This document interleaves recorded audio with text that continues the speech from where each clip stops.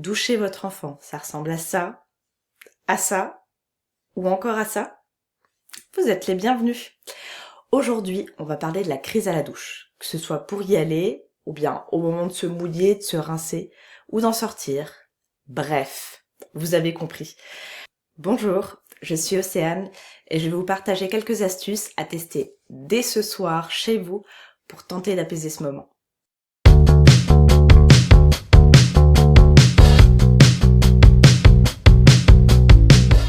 Bon, déjà, si on fait le point, sachez que vous n'êtes pas seul.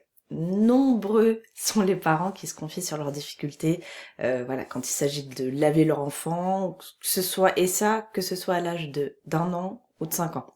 Donc déjà, on se rassure, c'est un problème universel dans l'univers de la daronnerie. Mais alors, pourquoi votre enfant se met à hurler ou bien à se cambrer dès qu'il est en contact avec l'eau?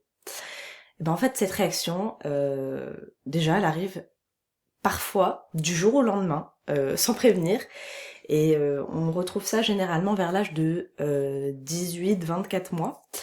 Donc voilà, déjà un fait, vous n'êtes pas forcément en faute, ce n'est pas forcément de votre faute, vous n'avez pas fait vivre un traumatisme à votre enfant.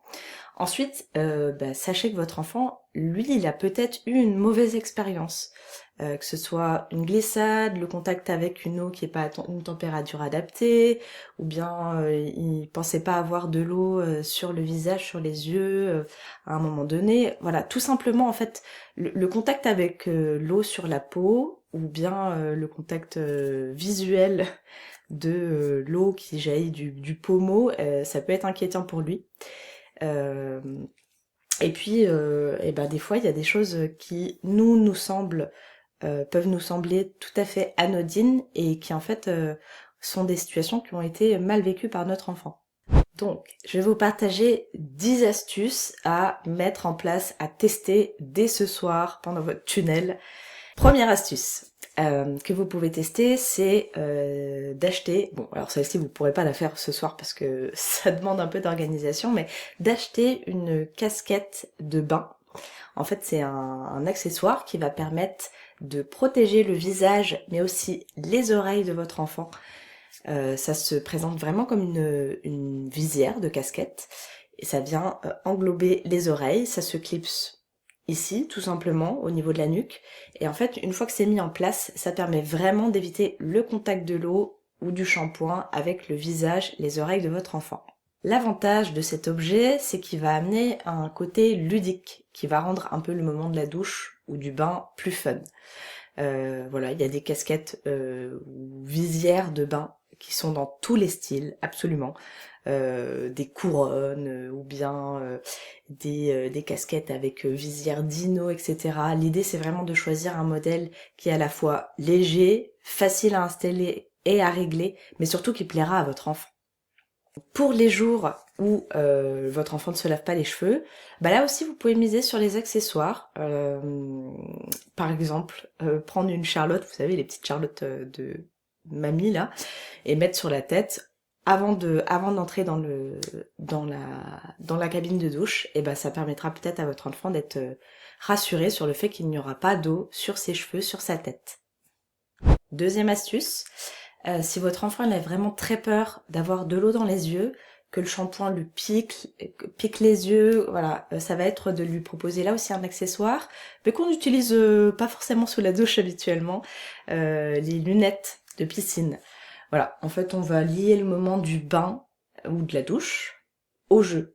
Et hop, avant d'aller à la douche, on se prépare, on met nos lunettes, on peut se mettre peut-être une petite musique pour rythmer un peu les différentes étapes avant d'entrer dans la cabine de douche.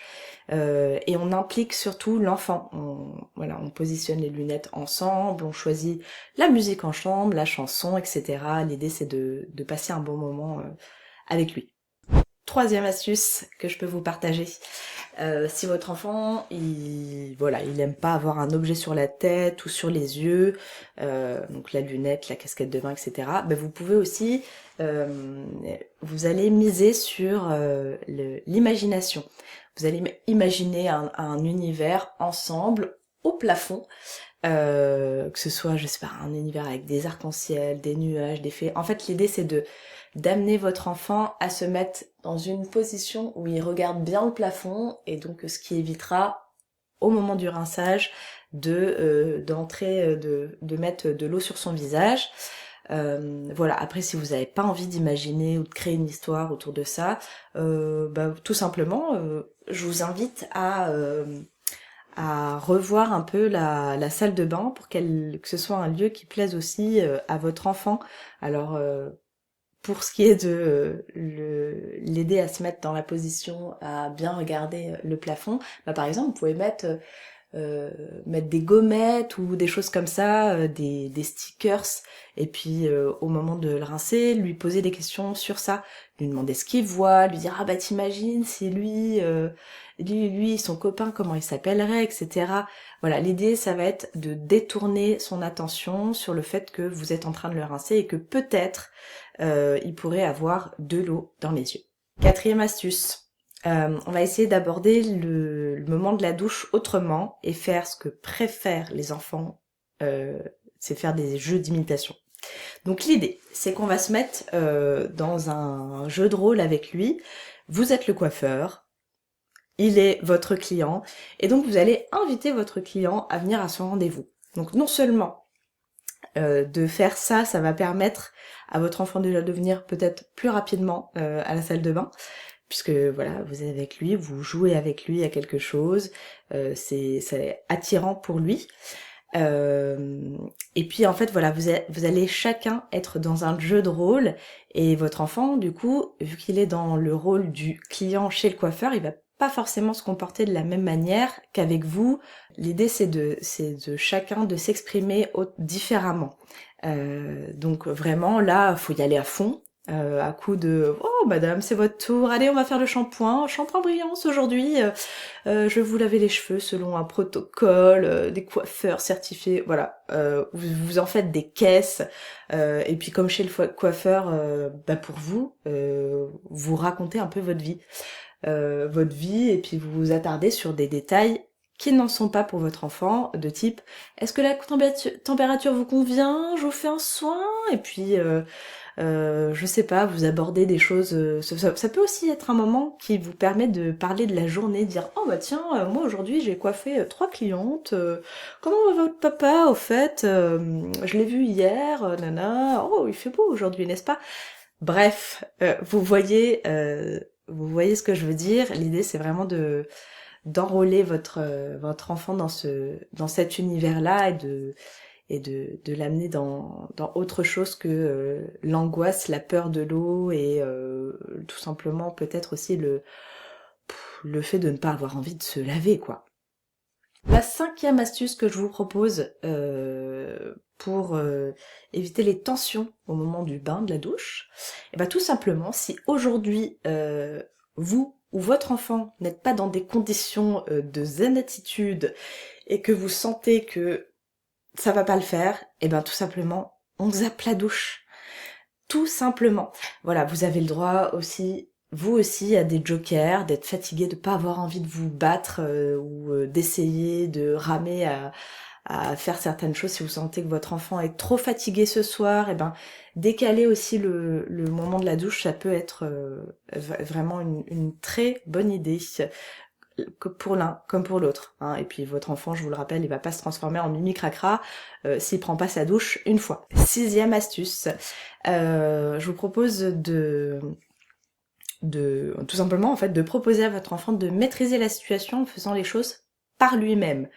Par exemple, vous pouvez régler ensemble la température, la pression de l'eau, et ensuite vous lui donnez le pommeau pour qu'il puisse lui expérimenter.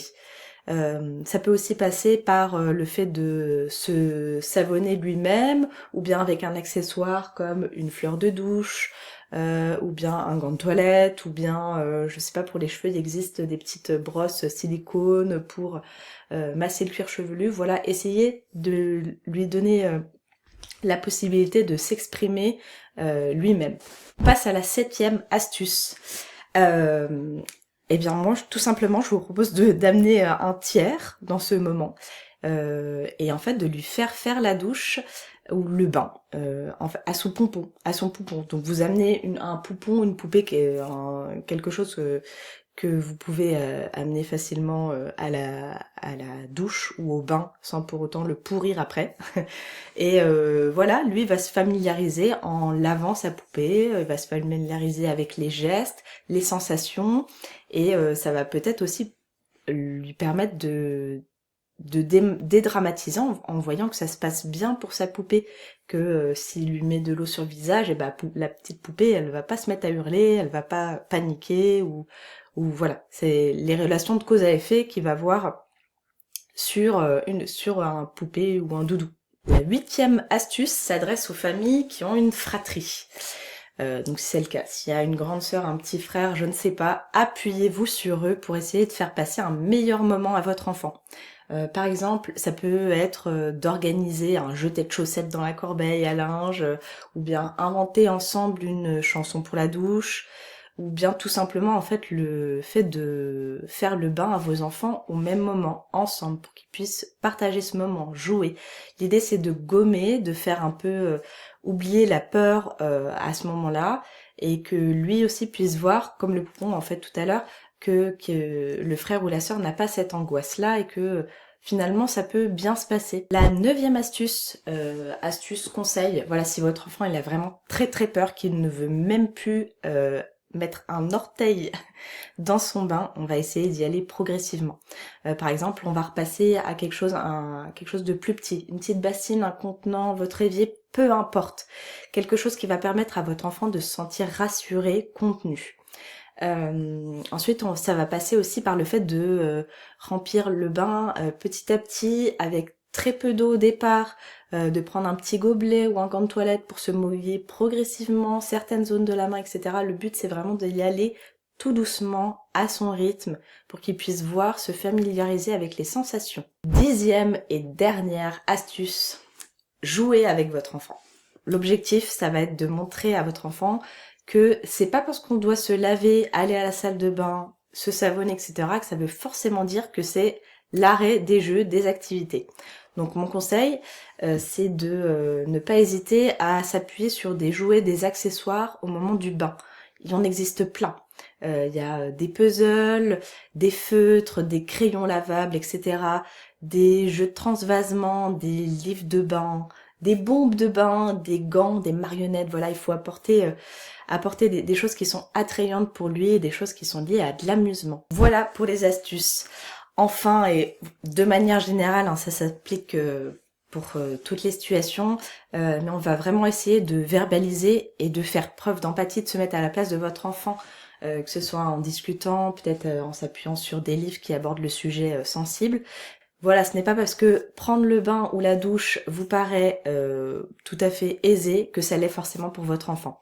Aussi, assurez-vous bien de choisir des gels douche, des shampoings qui sont adaptés à sa peau, qui vont pas piquer les yeux. Pour la sortie, pareil, hein, on est dans une pièce qui est bien chauffée pour que votre enfant n'ait pas froid et pour qu'il ait envie de sortir. Pareil, misez sur un peignoir sympa avec quelque chose qu'il aime, un animal, un personnage, une couleur. Bref, ou proposez-lui par exemple de laver la paroi avec la raclette de douche. Voilà, j'espère que toutes ces astuces et ces conseils pourront vous aider ce soir ou demain. Mais en tout cas, n'hésitez pas vous aussi à partager en commentaire vos astuces et puis à liker et à vous abonner. Merci, à bientôt.